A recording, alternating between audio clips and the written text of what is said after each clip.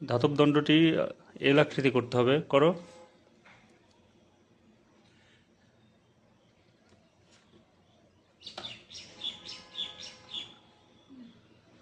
আচ্ছা, দেশলাই জ্বালাতে পারো? দেশলাই জ্বালিয়ে মোমবাতিটি জ্বালাও।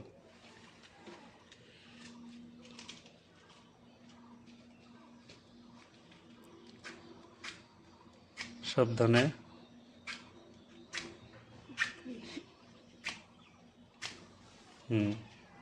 চেষ্টা করলেই সফল হবে। তো আমরা মোমবাতিটি জ্বালিয়েছি। তো এখন আমাদের যেটা করতে হবে, ধাতব বস্তুর এক পাশ কাপড় দিয়ে আমরা কী করব, পেঁচিয়ে রাখবো। তারপরে ওইটার যেই ব্যান্ড যেই অংশটি, এটা আমরা তাপের রাখবো দেখার জন্য যে আমাদের কোন অংশটি গরম হয় এবং কোন অংশটি গরম হবে না। আসলে পরীক্ষাটা এটাই যে আমাদের কোন অংশটি গরম হবে এবং কোন অংশটি গরম হবে না।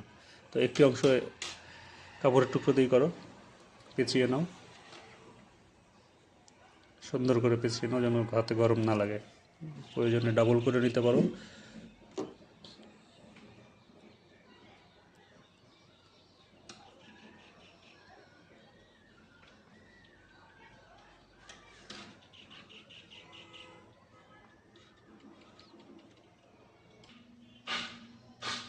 তো আমাদের কাপড় পেঁচানো হয়ে গেছে। আমরা এখন এটা মোমবাতির উপরে রাখো।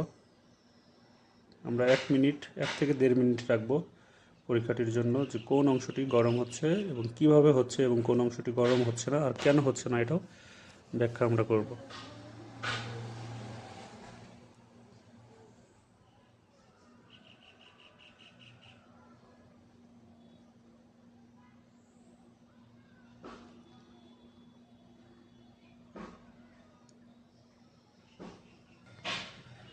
আমরা বইয়ের ছবি থেকে দেখতে পাচ্ছি যে এখানে কিভাবে তারা থিওরিক্যালি পরীক্ষাটি করেছে।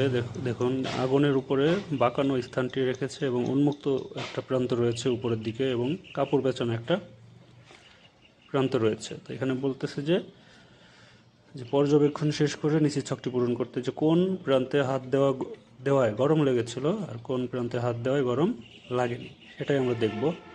তো আমাদের 1 থেকে 1.5 মিনিট আমরা এটা তাপে রেখেছিলাম। এখন আমরা দেখব যে কোন অংশটি গরম হয়েছে এবং কোন অংশটি গরম হয়নি। তো আমাদের তাপ দেওয়া শেষ। আমরা দেখতে পাচ্ছি যে উন্মুক্ত যে স্থানটি, এটা অনেকটা গরম হয়েছে। তুমি ধরে দেখো গরম হয়েছে কিনা। এই অংশটা কিন্তু গরম হয়েছে, কারণ এই ধাতবের পাত এটা কিন্তু তাপ পরিবাহী। আর যে এই অংশটা নিচের যে কাপড় পেঁচানো, এখানে কি গরম হয়েছে?